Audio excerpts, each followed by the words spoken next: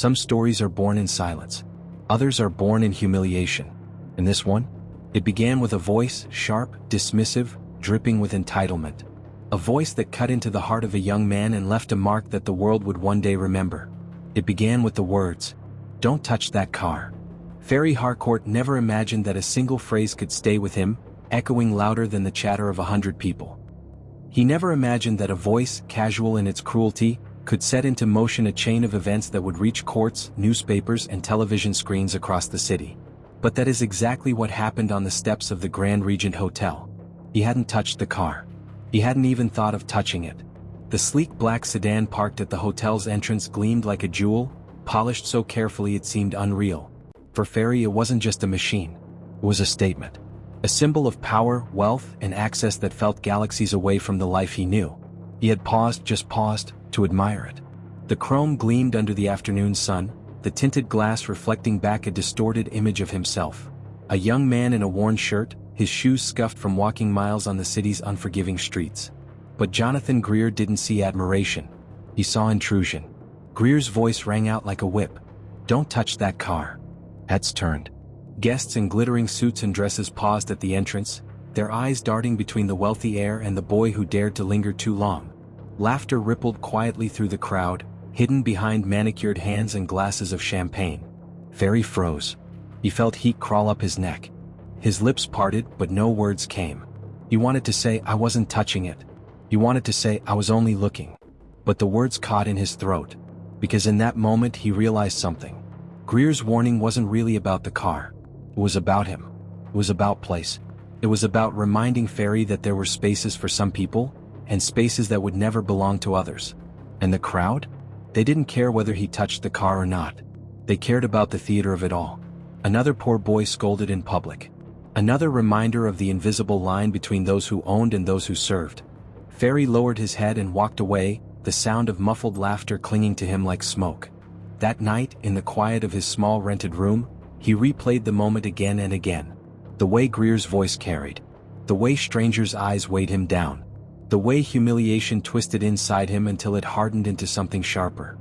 He whispered to himself in the dark, "One day I'll prove I belong. Not by touching a car. Not by fighting back with fists.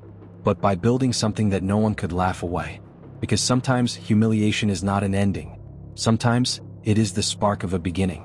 The Grand Regent Hotel was more than a building. It was a monument. A place where deals were made over wine that cost more than some people's annual rent. A place where people arrived not just to sleep but to be seen. And yet, days after his humiliation, Ferry found himself walking back through its revolving doors, not as a guest, but as a delivery boy for a small law office. He clutched a brown envelope against his chest, hoping to complete his errand quickly and leave unnoticed. But fate had other plans. Jonathan Greer was there.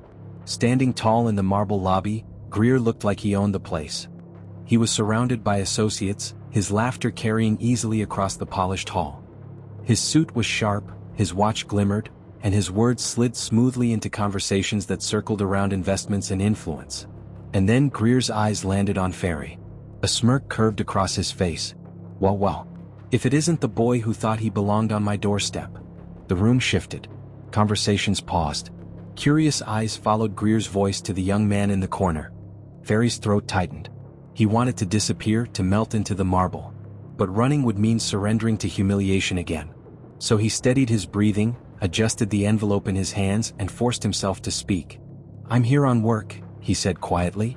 "That's all." Greer tilted his head, stepping closer. "Work?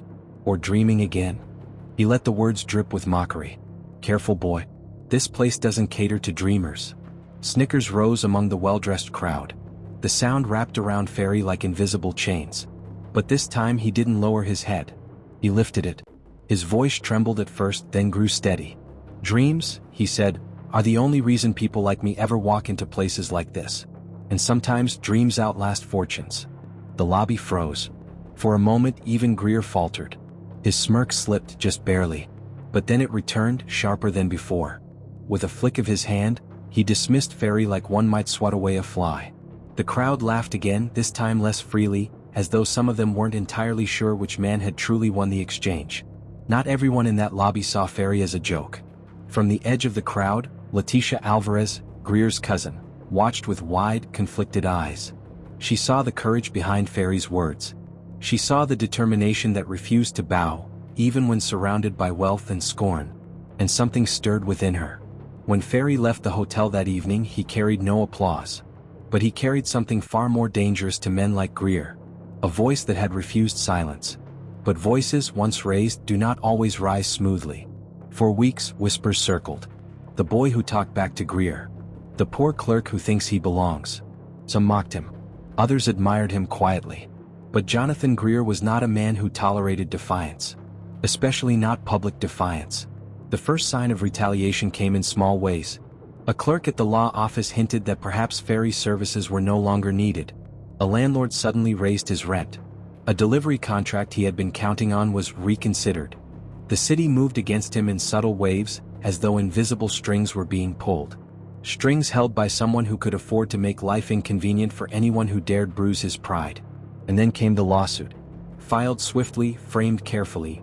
Accusations that Ferry had spread false claims, that he had slandered Greer's name, that he was a master manipulator, pretending to be an underdog while undermining reputable men. For Ferry, the words cut deeper than any weapon. Because they weren't true. But in the world of power, truth mattered less than perception. And perception was Greer's weapon of choice. The courtroom was a stage. Polished wood gleamed beneath bright lights. Rows of benches overflowed with journalists, their pens ready. Cameras waited outside the heavy doors, eager to catch sound bites that could be spun into tomorrow's headlines. Ferry sat at the defense table, his hands trembling slightly against the cool surface. Across from him, Jonathan Greer leaned back with effortless confidence, his lawyer whispering strategies that barely seemed necessary. After all, the court of public opinion was already tilting heavily in his favor. And then the witness door opened. Leticia Alvarez. Her heels clicked softly against the floor as she entered. Her face was pale, her posture stiff, her eyes fixed on the ground. To the watching world, she looked like a woman burdened with truth. To Ferry, she looked like someone trapped. The prosecutor's voice was smooth. "Miss Alvarez, can you describe your relationship with the defendant?" She hesitated. Her lips parted, closed, parted again. Finally she whispered, "We're close. Friends." "And in your time with him," the prosecutor pressed, "did you see him attempt to manipulate information in a way that could harm Mr. Greer's reputation?" The air thickened. Every ear strained to hear her next word. Ferry's voice broke softly. "Don't do this." Letitia's eyes flickered toward him for the briefest moment. And in that moment he saw everything, her fear, her guilt, her silent apology. Then she turned back to the prosecutor. Her lips trembled.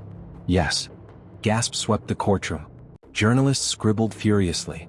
Headlines were already writing themselves. Across the aisle, Greer's faint smile was a portrait of victory. He didn't need to celebrate. The damage had been done. Because sometimes betrayal is not chosen freely. Sometimes it is forced. And Ferry knew, Letitia's words were not her own. That evening, despair wrapped around him in the quiet of his holding cell. He replayed her voice again and again, each yes cutting deeper than the last. But then, under the heavy door, a scrap of paper slid quietly inside. 6 words, written in a trembling hand. "I had no choice. Trust me." It was her. Leticia. Proof that even beneath the weight of pressure, her belief in him still flickered. But outside those walls, the city was already shifting. By morning, newspapers screamed. Key witness crumbles Harcourt's defense. Underdog or master manipulator? Radio hosts mocked him. Influencers made memes of his supposed lies. Talk shows dissected his every word. The courtroom no longer mattered. The real trial had shifted into the court of public opinion. And in that arena, Jonathan Greer reigned supreme. The city had decided. Or at least it thought it had. The name Ferry Harcourt had been splashed across headlines, debated on radio shows, and dissected on television panels. Some called him arrogant, some pitted him, but most had written him off entirely. After all, who was he compared to Jonathan Greer? Greer had wealth. Greer had connections. Greer had the polished armor of reputation. And Ferry? He had nothing but a vow. Yet vows, when held tightly enough, can outlast even the loudest ridicule. Weeks passed. Ferry sat in courtrooms where his voice was drowned out, in waiting rooms where whispers curled against his back, in moments of silence where he wondered if perhaps this was how his story would end, not in triumph but in a slow erasure. And then Gideon arrived. No one noticed him at first. A middle-aged man with weathered features and sharp, attentive eyes, Gideon seemed to carry the quiet weight of someone who had seen too much and spoken too little. He had worked in records, in archives, in the forgotten corners of bureaucracy where secrets piled up like dust. But Gideon knew something. Something about Jonathan Greer. Late one evening, as Ferry sat with his head bowed over a stack of rejection letters, a knock came at his door. When he opened it, Gideon stood there, holding a thin folder. "You don't know me," Gideon said. His voice was calm, steady. "But I know him. And I know what he's hiding." Ferry hesitated. Why help me?" "Because men like Greer," Gideon replied, "have hidden behind wealth for too long. But wealth can't bury every truth." He placed the folder on the table. "And I've kept copies." Inside were documents, contracts, payments, transfers that didn't add up. Quiet deals that suggested the fortune Greer flaunted wasn't as pristine as it appeared. Ferry's breath caught. For the first time in months he felt the ground shift, not against him but beneath Greer. The next day in court, Gideon stepped forward as a witness. His testimony was careful, deliberate. He spoke not of speculation but of records, of hard numbers that could not be laughed away. The room shifted uneasily. For the first time, Jonathan Greer's lawyer leaned forward instead of back. For the first time, Greer's smirk faltered. And yet, the battle was far from won. Because evidence, while powerful, was not always enough to sway a public intoxicated by spectacle. The newspapers wrote cautiously, unwilling to commit. The broadcasters spoke in maybes and allegedlys. But Letitia Alvarez, she was different. For weeks, Letitia had lived in silence, her nights haunted by the memory of her own trembling yes in that courtroom. Her family praised her loyalty to Greer, but in her chest, guilt festered. She remembered the look in Ferry's eyes. Not anger. Not even disappointment. But something deeper. A quiet question, why? And when she saw the headlines twisting Ferry into a villain he was not, something inside her broke. One morning, without warning, Letitia stood before a bank of microphones. Cameras flashed. Reporters leaned forward, eager for her polished defense of her cousin. Instead they got the truth. "I lied," she said simply. Gasps swept the press line. Flashes doubled. Questions exploded all at once. "I lied," she repeated, her voice firmer this time. "Not because it was true but because I was told to. Because I was pressured. Because sometimes family isn't about support, it's about control." She lifted her gaze, her eyes shining not with fear but with resolve. "Ferry Harcourt never manipulated me. He never lied to me. The only lies I spoke were the ones I was forced to." The crowd erupted. Reporters shouted over one another. Microphones shoved forward. And in the quiet corner of the city where Ferry sat alone, his radio crackled with her voice. For a moment he closed his eyes. He didn't need the applause. He only needed the truth, and now, at last, the truth was speaking for itself. The tide turned swiftly. Newspapers that once mocked him now demanded answers from Greer. Broadcasts that had painted Ferry as reckless now replayed Letitia's confession in full. The court of public opinion, once deaf to his defense, now roared with outrage, not at Ferry, but at the man who had manipulated an entire city. Jonathan Greer's fortress of influence began to crack. His associates whispered behind closed doors. His allies pulled away in quiet calculation. Contracts were re-examined. Deals were paused. His name, once polished, now carried the faint scent of rot. And Ferry? For the first time people sought him out, not to ridicule but to listen.